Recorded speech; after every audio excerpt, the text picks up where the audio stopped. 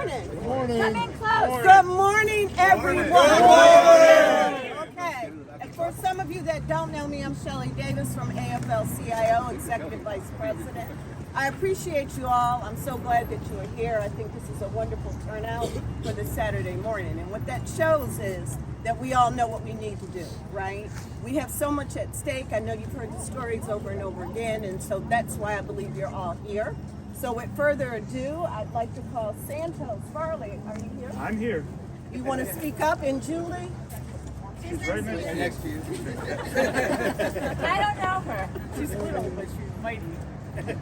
Well, I'll go first because Julie always speaks a lot better than I do, and so I'm going to set it up for her. I just want to thank all of you for being here.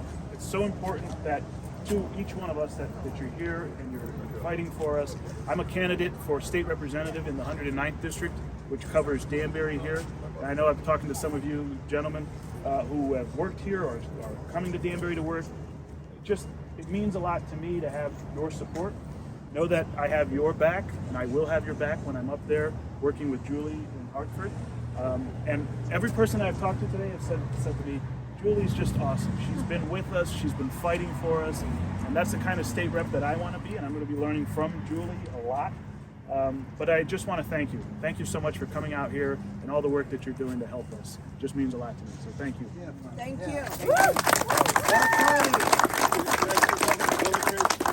I was going to thank you, but go ahead. Okay, so How can I not let you go first?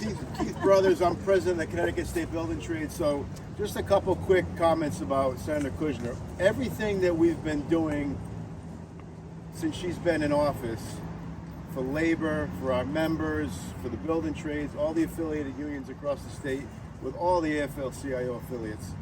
This woman right here is putting our members to work, providing opportunity for their families. That's what it's all about, right? When the members go to work, the mom and dad leave in the morning, they come back home. That's what it's all about. That middle class involvement, providing for your family, educating everybody at the kitchen table, in the morning, after work. That's what Julie's about. She's about the middle class. She's about ensuring that everybody has opportunity. In the building trades, we go to work every morning, the brothers and sisters in the building trades, and we work ourselves out of opportunities. This woman right here is creating opportunity after opportunity after opportunity. That's what it's all about. So we're here today for you. We're going to get you reelected. Yeah. Woo! But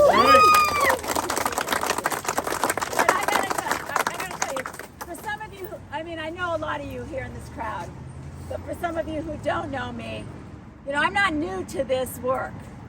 I spent 42 years proudly a member of the UAW, and during that time, of course, I met Keith, I met Joe Toner, had lots of work that we did together, really to lift up working families. And Shelley and the AFL-CIO, all the work that we've done together has made a huge difference in Connecticut. So when I ran in 2018, I ran because I thought we needed to put working families first. And that hadn't been happening. And so many of the laws that we've passed just in the last 4 years have made a huge difference, from paid family medical leave to really reestablishing the cancer relief fund for our firefighters. And of course, raising the minimum wage for all the young families and all the people that can't make it on $10 an hour. And for me, the biggest honor has been working with the building trades, because I came from the private sector. I didn't know the details of the work, and you had to teach me. And you did. You took the time to educate me. So when we passed the codification of prevailing wage in Connecticut, instead of waiting for something that's been happening for years trying to get done, it's a huge difference to the men and women in the building trades. You don't have to wait and have the confusion of Washington, D.C. telling you when and what the prevailing wage is.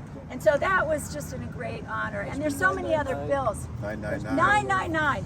So that's a bill that will provide for prevailing wage in solar energy jobs. And this is the green future of America. And what we've always talked about is that we want to see climate change addressed. We want to see the greening of energy sources, but it's got to come with good jobs, with good benefits, with good union benefits. And we did that in 999. And we did it working in a partnership, in a roundtable with environmentalists and with particularly operating engineers, but the entire building trades were involved. And I think it's, those kinds of opportunities. When we build new energy sources in this country, we want to make sure that that it's happening with really experienced labor, that it's going to be high quality work, so that it's safe for all the people that we're providing energy for, but also so that the people who work in our state have the ability to raise their families on the good salaries that you've established over the many years. So it's been an honor to work with all of you. I know that there are folks from other unions here. I got to tell you, I don't think there's a union in the state of Connecticut that they come to my office, they give me a call. You're always going to get everything paced. We paid close attention to it. I know CWA is here, and I know we worked on some legislation to protect the jobs of our communication workers here in the state, which was really important as well. So, we could talk all day about what we've done, but what we need to talk about is what are we going to do? And going forward, there's still so much as a state that we have to do to make sure that working families have good jobs, that they have good health care, that they have retirements, that they can live with dignity after putting in a lifetime of work.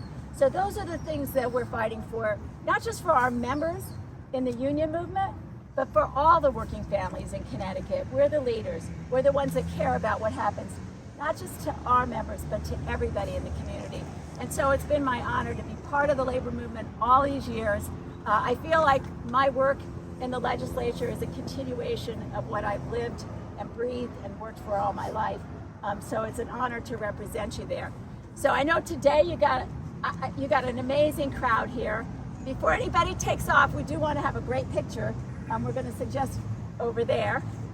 But I want to also say that I know that you've gotten a lot of work done in the city and a lot of work done in New Fairfield and now in Ridgefield. And when I got elected in 2018, I know I'm going on a little bit. Is that okay? That's perfect. Well, you got to also bring up two other bills, if you could. Oh, go just for ahead. the building trades, just so everyone knows. Of course. So last year we passed the wage steps in the department. Oh, that was such a good bill. With the help of Julie, and it's not the help of Julie. Julie comes to us and asks us in the building trades, what do you guys need? So instead of running away from our problems, she runs into our problems and creates solutions. That's what we're looking for. And then another one, there was two bills on the floor on the cannabis, for the cannabis. There was one that included us and one that didn't.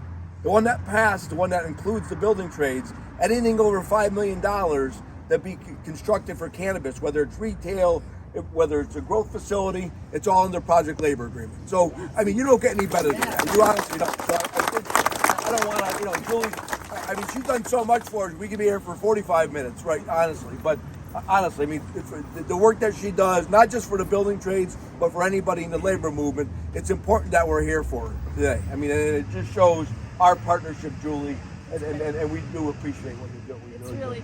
It's been great. And I'll tell you, in 2018, when I first ran, I was still, coming out really fresh out of the UAW.